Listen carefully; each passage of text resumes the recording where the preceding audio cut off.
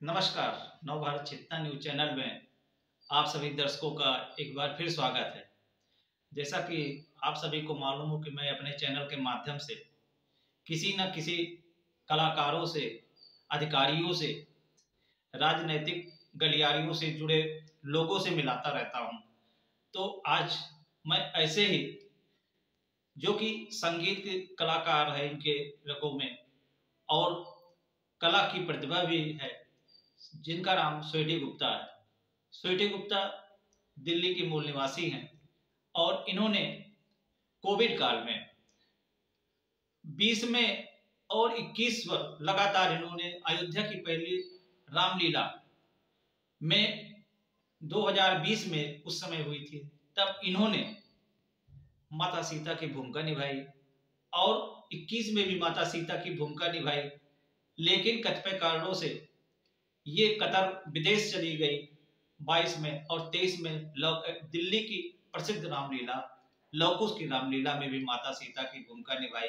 और बीच बीच में आप भजन भी, कीर्तन भी करती रहती हैं और अभी कुछ दिनों पहले ये दुबई से भी लौटी हुई हैं। आज ये हमारे सामने हैं, जो कि आज पहली बार प्रभु श्री रामलला का दर्शन करके लौटी हुई हैं।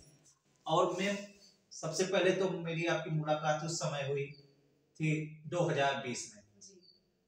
उस समय 2019 नवंबर की बात है कि सुप्रीम कोर्ट ने यह फैसला सुनाया था कि यहाँ पर वास्तविक रूप से रामलला का मंदिर का निर्माण हो।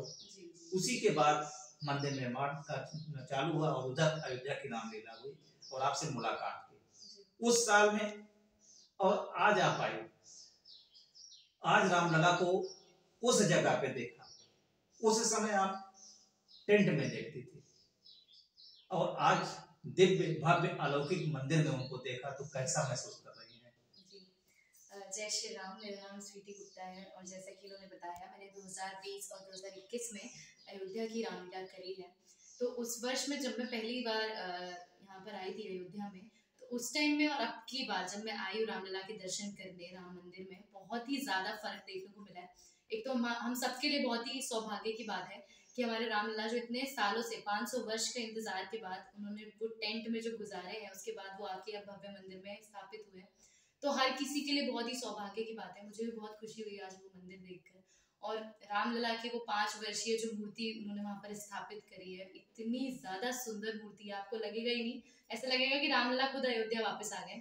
और वैसे ही अयोध्या हो गई है, क्योंकि जब मैं पहले आई थी अयोध्या में कुछ भी था ही नहीं, मतलब उदास सी, बहुत ही उदास सी जगह लग रही थी। और आज जाके इतने लोग आ रहे हैं, इतनी भीड़ है रामलला को देखने के लिए, हर चीज की सुविधा है, बहुत ही ज्यादा अच्छा प्रोग्रेस कर रहा है अयोध्या, और ऐसे ही आगे हम उसको बढ़ते देखना चाहते हैं। अच्छा मैम, एक चीज ये बताइए कि अयोध्या में आज जो ये चीज आप बता रहे, प्रभु श्री रामलला का वो चीज स्थान मिला जो 500 साल पहले खुद देखते सभी लोग चले आ रहे थे और वो पूरा हुआ। इसमें आप सबसे ज्यादा योगदान किसे मानती हैं? किसका योगदान?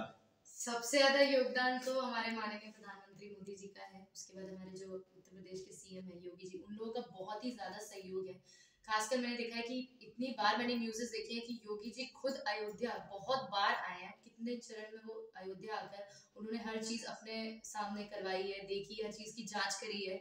जब भी शिलान्यास हुआ उस टाइम भी वो यहाँ थे। उसके बाद जब जैसे जैसे मंदिर का कार्य हुआ है, वो काफी बार आए हैं। कितनी बार तो जब हम अयोध्या में थे, और उस टाइम पर भी अयोध्या में जब हम रामलीला कर रहे थे, रामलीला के बाद भी उनका आना हुआ, उससे पहले फिर दीपावली पे जो इतने बड़े बड़े राज्य अभिषेक अभी हमारी दीपोत्सव में हमें देखने को मिलते हैं, वो सब उनकी वजह से ही संभव हो पाया है। काफी सालों बाद अयोध्या में इतना बड़ा दीपोत्सव हुआ है। आपने भी देखा है कि 51 लाख दियों से पूरी अयोध्या सजाई गई थी। तो वो सब हमारे योगी जी और मोदी जी की वजह से हो पा रहा है। सबसे ज्यादा योगदान मुझे लगता है उनका ही है।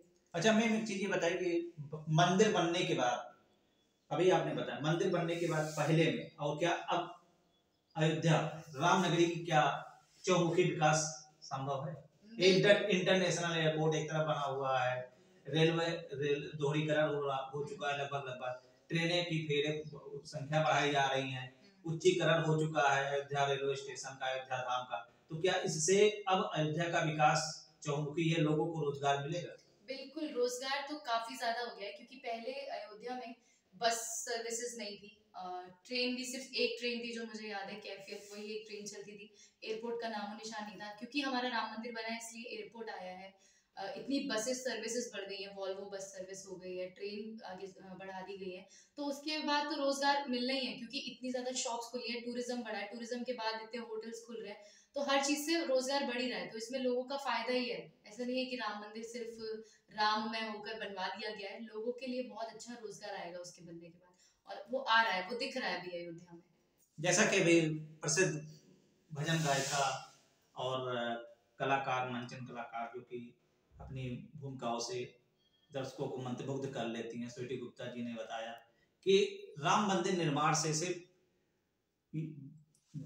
अयोध्या का ही विकास नहीं हो रहा है, बल्कि आज अयोध्या विश्व के नक्शे पर नंबर 1 पे जा रही है।